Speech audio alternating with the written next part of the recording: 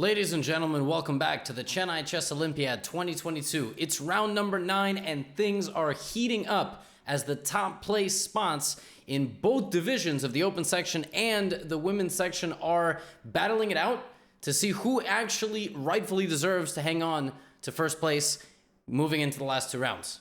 I'd also like to say that I'm sorry, this recap is coming out like 4 hours after the games are done. Lucy and I were out and about today. Had a nice little Sunday date. I hope you all had a great Sunday as well. And it started pouring rain because that's how New York is. You just never know when it's going to thunderstorm and ruin your weather, ruin all your plans for the rest of the day. But I'm glad I'm back home now. We have a lot of games to cover. And the first game that we have is actually the return of the world champion Magnus Carlsen. Now, the reason he's back is because we have a lot of chess fans from Indonesia. And they wanted to see Susanto Megaranto take on Magnus Carlsen. This was a fun game. It was a Bogo Indian played by Magnus. Excuse me. Had to clear my throat. Bishop d2, a5, and a relatively stable and sturdy structure by black, as he is going to look to play e5 at some point. Still yet to be determined what he's going to do on that side of the board. Magnus plays a very quick e5, knight d7, and really there's not a whole lot happening here. I mean, actually, our first real exchange of pieces happens on move 15 after it happens on move 5, and it's just a very locked pawn structure, and the evaluation is zeros.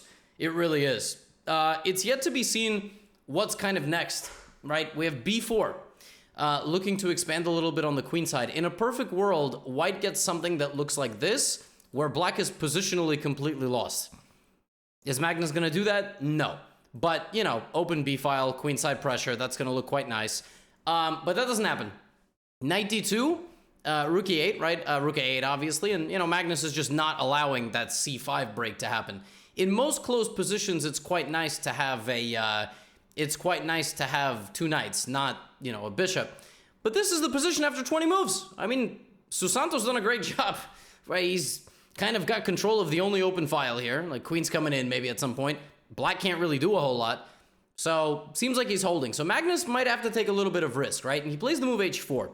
h4 is an important move because it prevents white from taking any space with g4. Like, the whole point, obviously, is that you'll take en passant, split the pawns here. You also want to use that h5 square to get the knight to f4, where you will create attacking chances onto your opponent.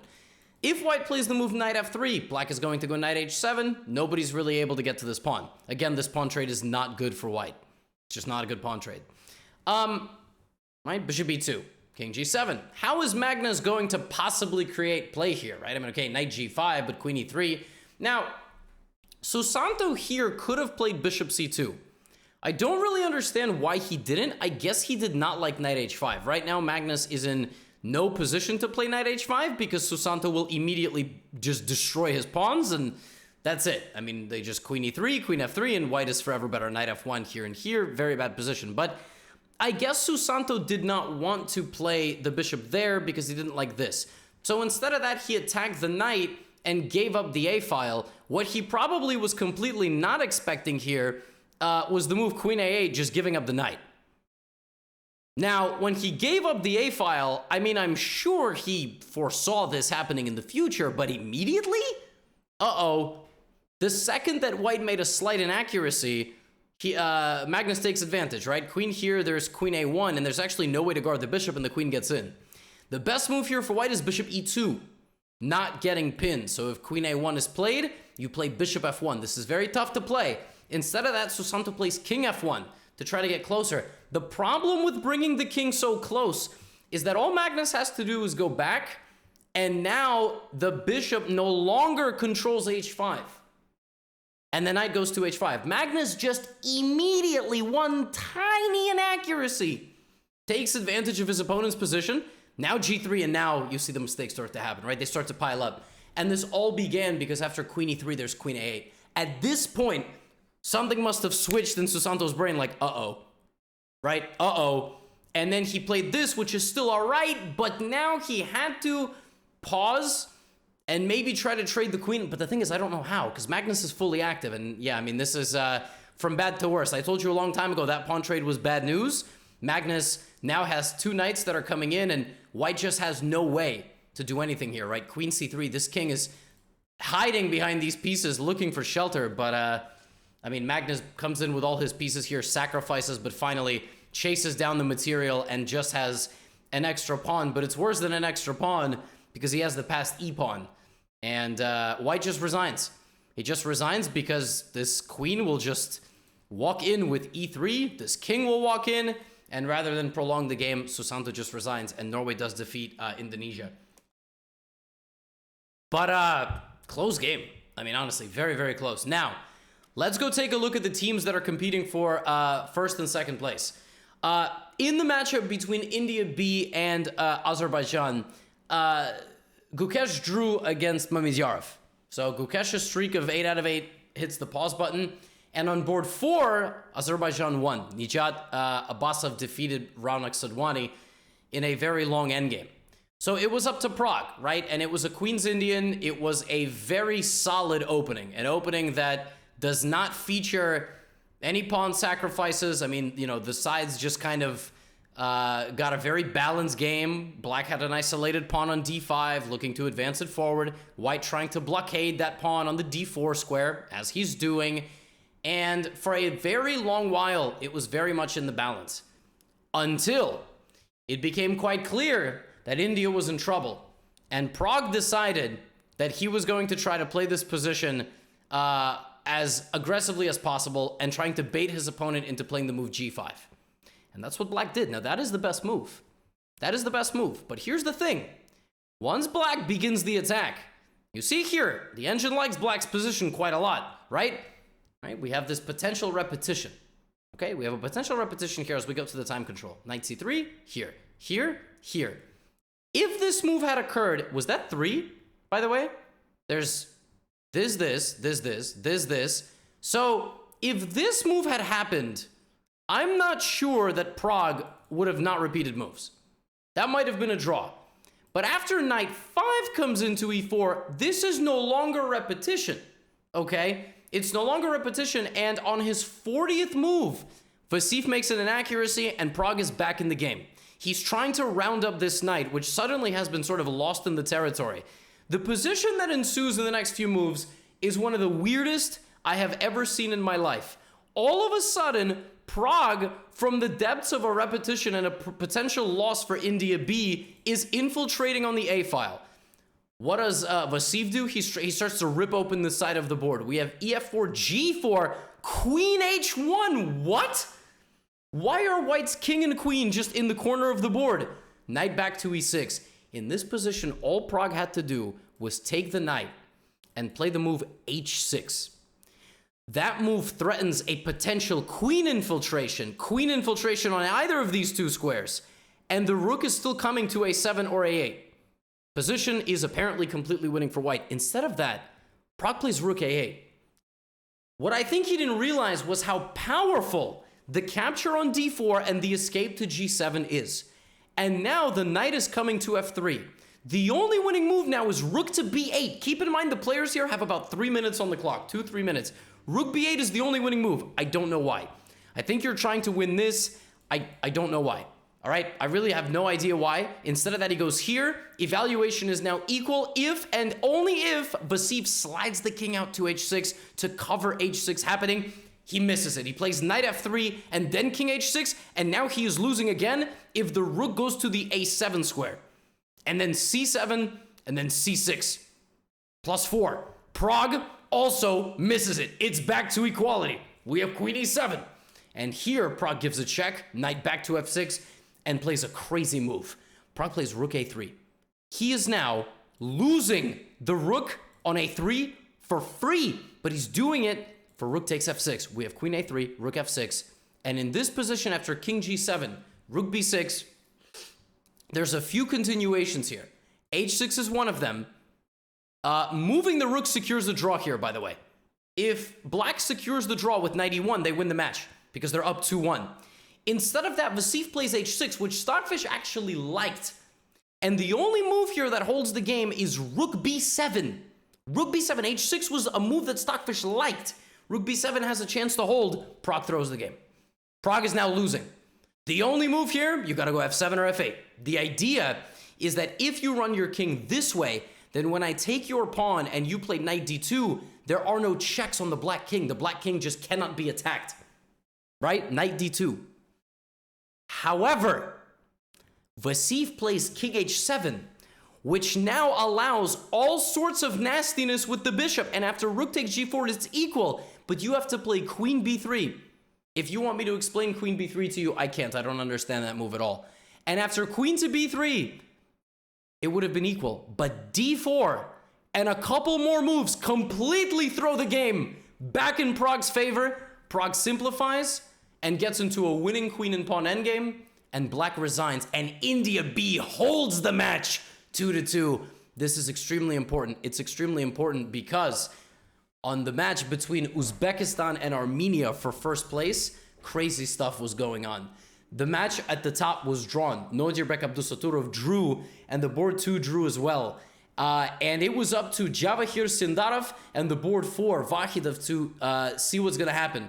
It was a bishop d3 Najdorf. It was a very complicated opening. White got this isolated e-pawn position, and a little bit of pressure here with the bishops. And throughout this game, it was sort of a dance. The pieces were dancing. They were asking each other questions. Queen g1, right? Where are you going? c4, good control over the d5 square, but still no concrete advantage. How do you break through? Are we repeating? No. Bishop g3, queen g5, queen d8, right? Just a dance.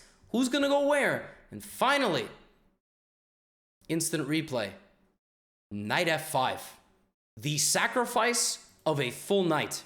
gf, ef, and when the bishop moves, you play knight h5. You don't even take the pawn on d6. White has just sacrificed a full piece because he sees what's going on. f6, b4, and suddenly black can't move anything. Black might lose that knight. He does lose that knight. And now Sindarov is in the driver's seat. He won back the piece. The pawn is trying to break through. The attack on the king. The knight is going to e6. And it takes 49 moves. But a beautiful game by Sindarov lands Armenia in a problematic situation. Armenia has been defeated on board 4. It was Jahangir, again, if I'm mispronouncing Vohidov, is it Vohidov defeats Robert Havhannisyan. Uzbekistan's in first place, tied with India B. What? Uzbekistan is in clear first with 2 rounds to go. It is now Uzbekistan versus India B in round 10. That is the matchup because they are the top 2 teams. Now, folks, there was some crazy stuff going on for the teams that are trying to play catch-up. The matchup between, oh my goodness, I put Levon as Armenia. I'm just so used to him being for Armenia. He didn't switch teams in the middle of the tournament.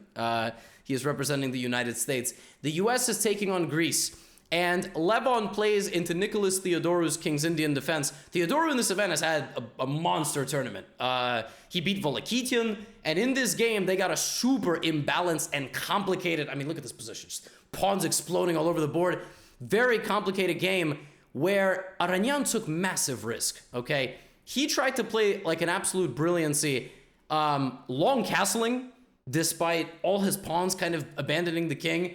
And then here he sacked his rook and played this unbelievable move, sacrificing his queen. It's not really a sacrifice because bishop takes e5 is mate, but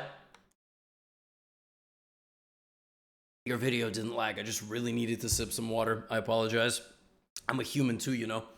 But we don't get that, and instead we get this position where, again, if dc3 is played, then white just has a checkmating attack on black. So white plays like, I was going to say queen f7, but I'm not actually sure that wins. I think queen f4 and queen e5 with these 3 threats. There's just no way to prevent, like if the queen goes to e7, or rather if the queen goes to like b6, queen f8 is mate, the queen goes here, that's mate. If you play h6, that's mate. So kind of a funny position because black never moved these 3 pieces. But instead of that, Theodorou just defends, and right here, Theodorou could have actually won with bishop d7 apparently. But he gets another chance. And Aranyan just went crazy. I mean, he didn't try to stabilize at all, and his attack burnt out, and Theodorou just played excellent defense and took what was given to him. I mean, queen b2, and Aranyan cannot prevent the catastrophic loss of material or checkmate.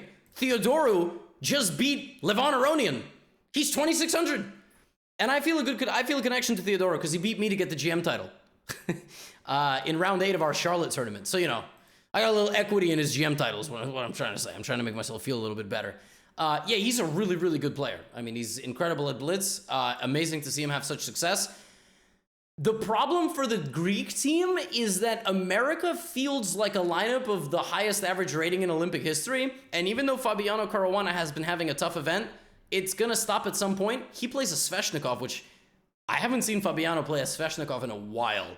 But he plays this really complicated Sveshnikov Sicilian, and the game completely flipped around here when Fabiano played the move King H8. King H8 is an indication that I want to play Rook G8 and checkmate you, right? That's why I don't damage my pawns. That's why I have all this, you know, kind of this structure. And, you know, computer doesn't really think there's much of an attack. But after just one white inaccuracy, Rook G8, the computer's suddenly like, yeah, there's an attack. And you know how white is preventing the move Bishop H6, right? Like, obviously, that's why the queen is there. Well, black plays the move Bishop H6. Turns out you weren't defending anything. What? How's that possible, right? Well, here. Oh, not there. Rook G6. If Queen H5 back, Bishop G4, and the queen is trapped. And here's the thing, folks. If you cannot prevent Bishop H6, you sure as heck are not going to prevent the rest of the attack, right? The triple stack, and Fabiano Caruana brings the squad to the party. And before the white king is able to bail out and go over here, all right, you know, get a plane on a, you know, in the middle of winter, get on a plane, go to Cancun. Americans, you know the reference. Yeah, you know, Rook takes G2 is coming in. Yeah, that's just not going to happen. We're stopping you. We're stopping you before you can board that plane. Rook takes G2, and King takes G2, Rook G8 check, and it's bad news. And even though Fabiano's down a rook, the white king is not safe. He is blocked in by his own pieces. It was only a matter of time until Fabiano Caruana woke up, and he woke up in emphatic fashion. All his pieces got involved. A beautiful attacking game of chess. And this, combined with the win on board 4, propelled the United States to a victory over Greece. But listen, my man, Nicholas Theodoro, put some respect on his name. US is close, all right? US is close. They are catching up. About time, I gotta say. Average rating 2760, but there's 2 more rounds, so anything can happen. If there's a shakeup at the top, US wins a couple of matches. They might get that bronze. I don't think they're in contention for a gold. Next match I have for you is India A, or the first team, versus the team from Brazil. Brazil has had a great event. The motto for this match, I want you to think of the Wandering King, okay? The king who was too antsy and just really couldn't sit still. Now, this is theory. Don't worry about what you're seeing. This is some goofy stuff, some top-level stuff, G5, crazy line, long castles. Just don't worry about it, all right? It's not for the faint of heart. I'm not going to analyze this theory. White sacrificing, you know, like a pawn. Now white is up a piece, but the position is still equal. Wandering King, okay? Wandering King. King D2. You don't have to worry about this, all right? You guys have to worry about not losing your queen in like the first 10 moves. So, yeah, I mean, Eric Icy's king is just like trying to fit in with the boys over here. He's like, hey, what's up? I'm one of you. And they're like, bro, get out of here. You can't. No, you can't participate in the game. I think here, Krikor, yeah, he gets back the piece. And it's kind of funny. There's a lot of tactics here that will result in checks and then the loss of the rook on b8. So takes, rook b5. And what I imagine Krikor thought is, look, I have a 4-on-5 in terms of pawns. I have bishop versus rook. I'm just going to defend this position. He's not really wrong. It's not the most pleasant position to defend, but whatever. It is what it is. And Arjunary guy sees, by the way, instant replay. So the Wandering King. Arjunary guy is combining attack and defense because he has to guard his king. King f3, all right? All right, king g2. A couple of moves later, the king's like, yeah, actually, I'm going back. I guess h4, e4 on the I don't know. I mean, just king f3. I don't. All right. Now, a couple of moves later, the king, you know, we have a couple of exchanges. Queen trade is very important. I think Stockfish holds this endgame with black, but the thing about the pawn structure is black prefers to have g6, h5. That is the most rock-solid pawn formation. A strong base, 2 more pawns. But now you got too many holes here, and Erigaisi is going to put some pressure. He's going to try to apply pressure, win that pawn, hit the bishop again, hit the pawn. It's really difficult to defend here. And what's going to happen is the white king might be the difference maker ultimately. Now he goes back to g2. But Erigaisi finds a way through. He wins Krikor's H-pawn, and just sustained pressure over 60 moves, combined with the attack on this king, and another win in this match, gives India a win over Brazil. Brazil, their run has slowed down, but a very, very good event for them. Let's jump around to a couple other games. All right, the women's section. All eyes are on this matchup because every game in Poland versus India has ended in a draw. If Olivia Kielbasa can defeat Vaishali, who is Prag's sister, by the way, I don't know if you know that, the the Ramesh Babu family is extremely strong. If she can get this victory, Poland beats India, and we have a massive, massive tie for first place, and Kielbasa is going to be 9 out of 9. This was a Rui Lopez. It was a very odd line, and I'm going to click the forward arrow because this game was equal for a while. White put some pressure with the bishop pair. Black was preventing herself from getting checkmated. We had a massive exchange of everything. It's a draw. Go home. Everybody go home. All right? It's a draw. There's a draw on board one. Uh-oh. No, the kind of tournament that Olivia's been having, she's going to be applying pressure any chance she gets. All right? She wins a pawn. All right, she wins a pawn. Black fights on. Now we have a rook endgame. This is a holdable rook endgame. 3-3 and 1. But it's not always holdable for humans. And Kielbasa's going to try to win it. All right? And, apparently, for example, here, G4 is like a winning idea by White. It's the strongest move that White can play. But again, Vaishali's going to try to kind of guard the position. She's not going to let the king get active. But slowly but surely, Black does not find the best defense.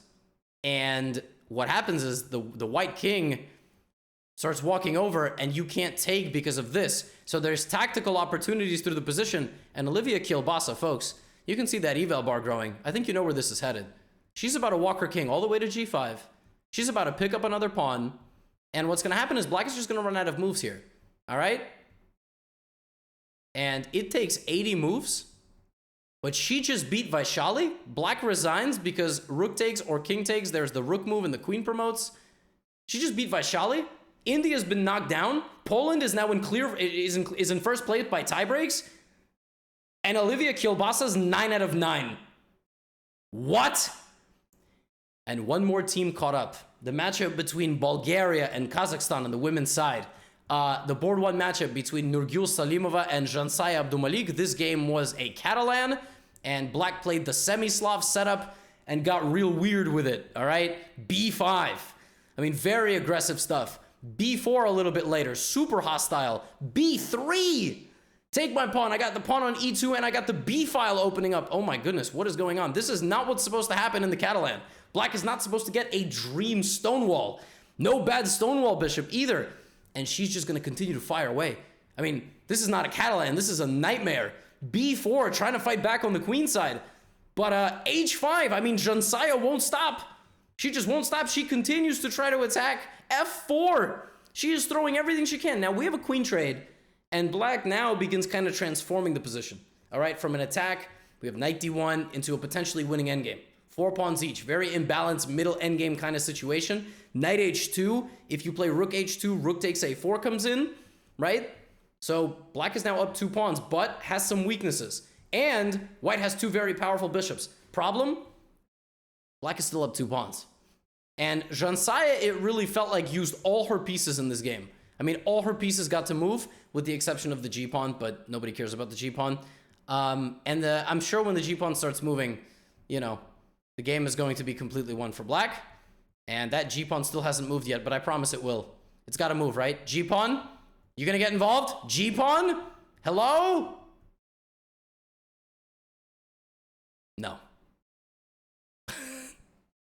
That's kind of hilarious, actually. 68 moves, and Jansaya did it without ever playing. Like, at no point in this game was she like, I haven't moved my G-pawn, I probably should. Poor pawn. She should have just not used it.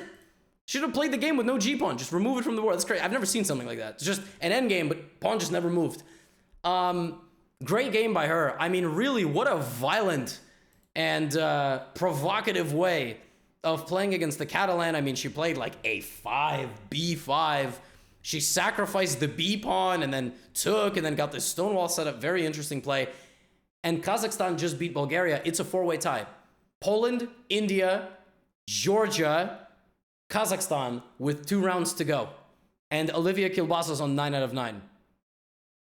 I don't know what's going on. Now, 3 more storylines in the open section. Peru versus Turkey. Both of these teams are looking to make it into that spot along with the United States. Netherlands and Iran drew their match. It was 4 draws. I'm not showing that match. Sorry, guys. But they're up there as well. And this game was a semi-Slav.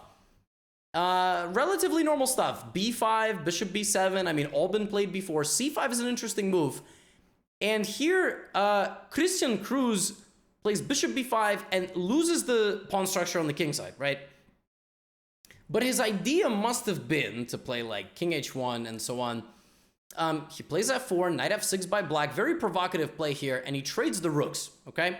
So the position here is very balanced. It's zeros. If anybody has a slight advantage, it's white. He plays bishop d3. We have a trade, and queen b8. I mean, if you look at the position, white is just up a pawn, okay? What if I told you that this game ended in 7 moves? Huh? White wins? White converts this advantage in 7 moves? All right, well, let's see how. All right, queen d2. Black plays rook d8, e5. All right, position's equal. I don't understand. In 5 moves, this game ends? Levy, what are you talking about? b4. Okay, but what about pawn takes f4? Yeah, what about pawn takes f4? Well, I think Christian Cruz was like, I'm gonna play e4, bishop here, and rook here or something. I mean, if you take bishop f4, queen f4, that's a little unpleasant. Your king is a bit weak, but you still have rook e1. It's still equal. Instead of that, he went here, then came bishop e5, and then came queen c8. Now this is hanging, and queen h3 and f3 is on the way, as well as knight g4. The only move here is rook c2, and in this position, white has to play queen f1. That is the only move that doesn't lose. Because queen f1, there might be a queen trade. You can also, you can play king f1, because if rook takes bishop, there's this. And instead of that, white goes here and just loses immediately. Because after king h1, there's knight h5, knight g3. So, from totally equal position to completely lost in 7 moves. Crazy. Just crazy. I mean, it must have been an extremely delicate position for white. And Peru got a win, actually, in this match. But Turkey wins 2.5, 1.5. Very close match for them. They move into a tie, along with a couple of other teams with 14 points. So Turkey's a team to watch out for. They're a good team. They got a very strong average rating. And now, folks, another matchup. Kazakhstan on the men's side versus Serbia. The winner of this match also moves up into that coveted 14-point score group, along with Netherlands, Iran, Turkey, United States, and so on. And Kazakhstan has had a really strong run. So we have a complex position. This is a Benoni. It's called the New York variation. Knight d2, a4. And Alexander Indic, I hope I'm pronouncing that correctly, plays this kind of f5 approach, f takes e4, Benoni style. Benoni is one of the most complex openings in chess. I would not ever try to kind of take away from the opening by shortening the recap of the game. But again, I don't want to have a 1-hour-long video. All right, I respect your time. And it seemed as though Indic just kind of understood the position a little bit more. You'll notice that white has a very committed structure. He's got some serious weaknesses around the dark squares, and Indic just kind of brings his rooks to the party and uses these pawns to attack his opponent, while the rest of the army just sort of hangs back, right? So we have bishop h6, bishop c4. But how is black going to break through? Oh, look at these pawns, g5, right? g4, I mean, black is calling the shots. Takes, knight goes back to f1. And it really just feels like white never got out.